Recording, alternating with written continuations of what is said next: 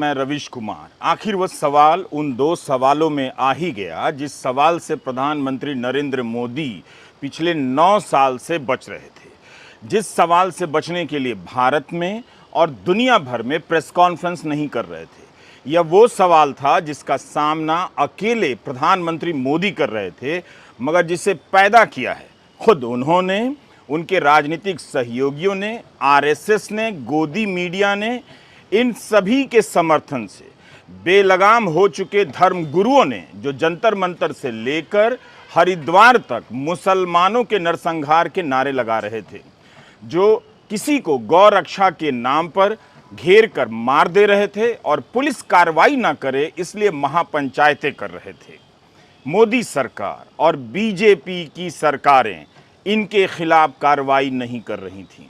आज इन सभी की मेहनत का नतीजा यह निकला है कि दुनिया के मंच पर इस महान और शानदार देश के प्रधानमंत्री को शर्मसार होना पड़ा है।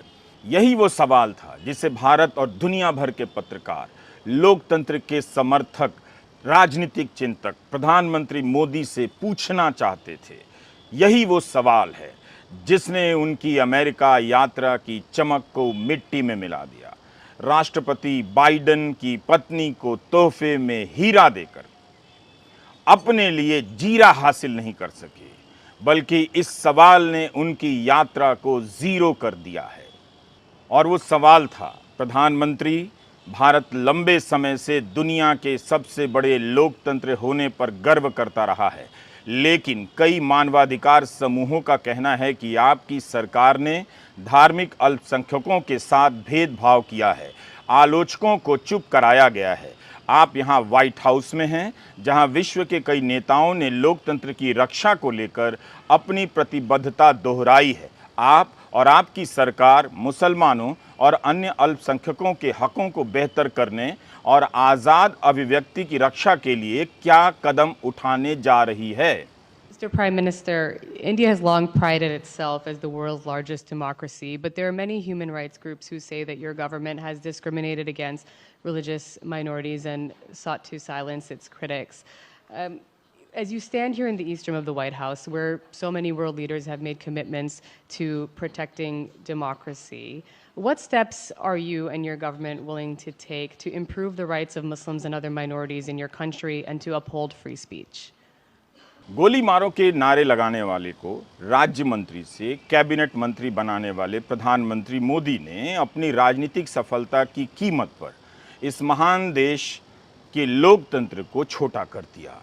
गोदी मीडिया का बैंड बाजा बारात निकालकर केवल वाहवाही की फिल्म दिखाने के बाद भी यह सवाल उस नायक की तरफ पर्दे पर एंट्री मार गया, जिसे देखते ही गोदी मीडिया से लेकर हाउसिंग सोसाइटी के अंकिल भाग खड़े हुए।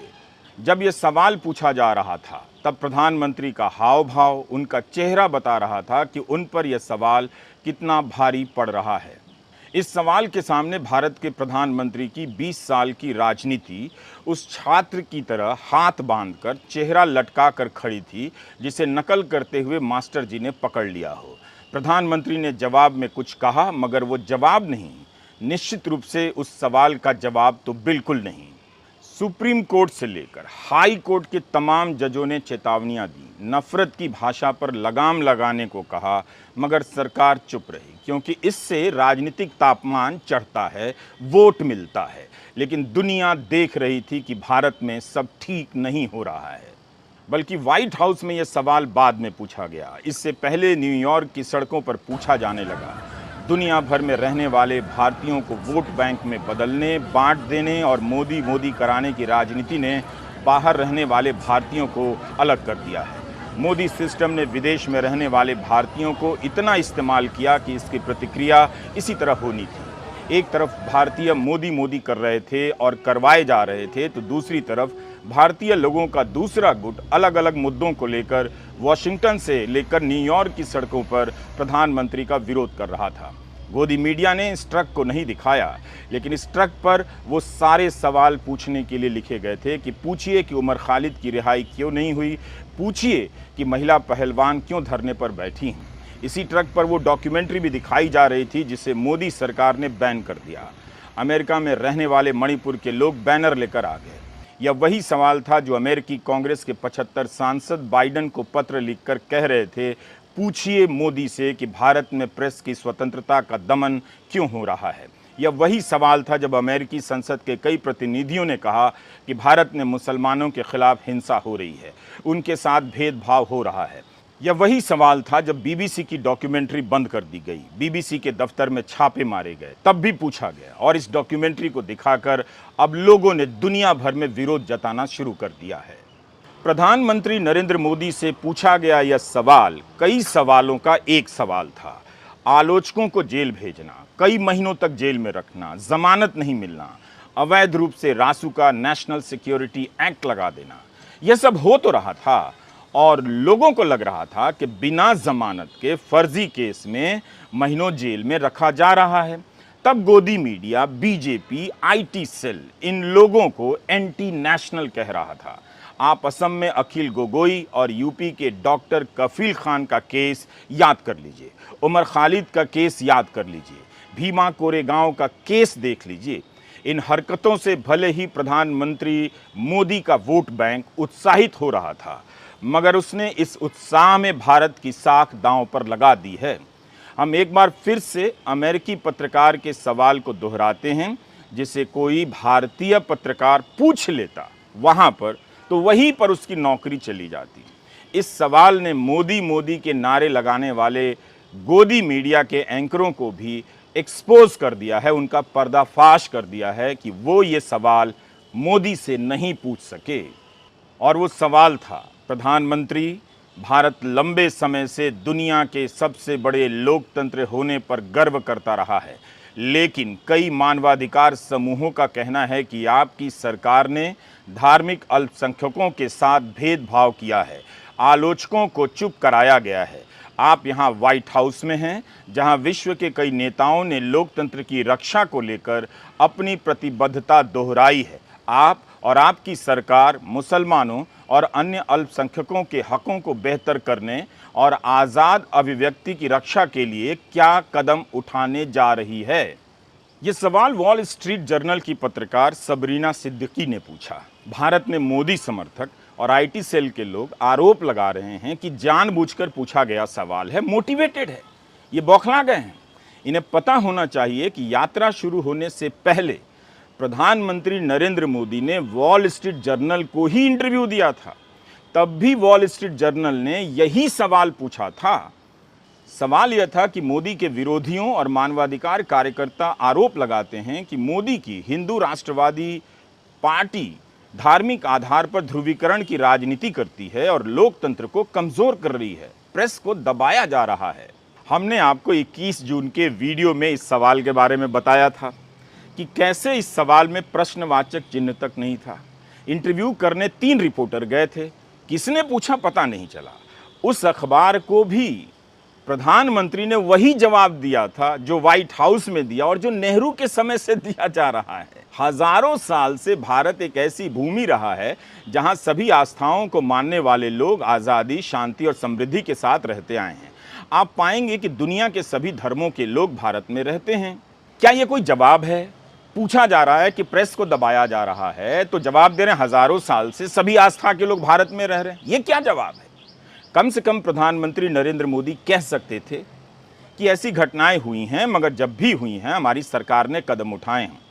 व्हाइट हाउस में वॉल स्ट्रीट जर्नल की सबरीना सिद्दीकी ने जो सवाल पूछा, क्या उसका जवाब कुछ अलग से है? आप ध्यान से सुनिए। इस जवाब में प्रधानमंत्री बात को कहां से कहां ले गए, जैसे उनसे कहा गया हो कि अच्छा लोकतंत्र क्या है उसके बारे में आप 10 लाइनें बोलकर बताइए। नहीं, उनसे सवाल पूछा गया कि आपकी सरकार आलोचकों को जेल भेजती है, मुसलमानों के साथ दुर्व्यवहार किया जा रहा है, भेदभाव किया जा रहा है, लेकिन प्रधानमंत्री नरेंद्र मोदी से सीधे सीधे जवाब देते नहीं बना। आप भी सुन लीजिए, हिंदी में ही बोल रहे हैं। मुझे आश्चर्य हो रहा है कि आप कह रहे हैं कि लोग कहते हैं नहीं, भारत डेमोक्रेसी है। और जैसा राष्ट्रपति बाइडेन ने कहा, भारत और अमेरिका दोनों के डीएनए में लोकतंत्र है। लोकतंत्र हमारा स्पिरिट है, लोकतंत्र हमारी रगों में है, लोकतंत्र को हम जीते हैं और हमारे पूर्वजों ने उसको शब्दों में ढाला है संविधान के रूप में। और हमारी सरकार लोकतंत्र के मूलभूत मूल्यों को आधार लेकर के बने हुए संविधान के आधार पर चलती है। और हमारा संविधान और हमारी सरकार, और हमने सिद्ध किया है डेमोक्रेसी कैन डिलीवर। और जब मैं डिलीवर कहता हूं तब कास्ट, क्रीड, रिलीजन, जेंडर, किसी भी भेदभाव को वहां जगह नहीं होती है। और जब हम लोकतंत्र की बात करते हैं तब अगर ह्यूमन वैल्यूज नहीं है, ह्यूमैनिटी नहीं है, ह्यूमन राइट्स नहीं है, फिर तो वो डेमोक्रेसी है ही नहीं।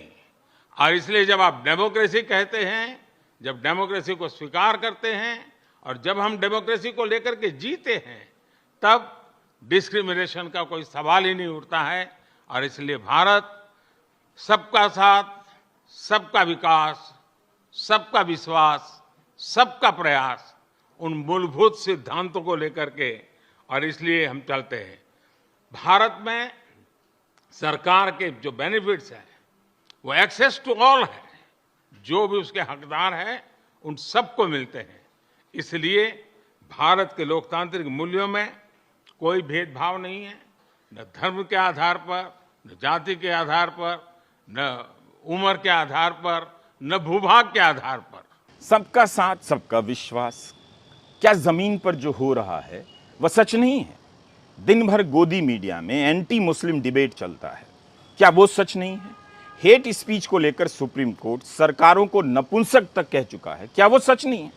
प्रधानमंत्री ने सवाल का जवाब नहीं दिया, लोकतंत्र और संविधान का उद्देश्य बताने लग गए। ये थोड़ी ना पूछा गया था। दरअसल उनके पास इस सवाल के जवाब ही नहीं हैं। अमेरिका में भी नहीं है और यहां भारत में भी नहीं है। व्हाइट हाउस में संवाददाताओं ने यह नहीं कहा कि आपके देश में भेदभाव होता है या नहीं, बल्कि कह दिया होता है, बताइए कि आप क्या करने वाले हैं। लेकिन अफसोस, प्रधानमंत्री जवाब नहीं दे सके।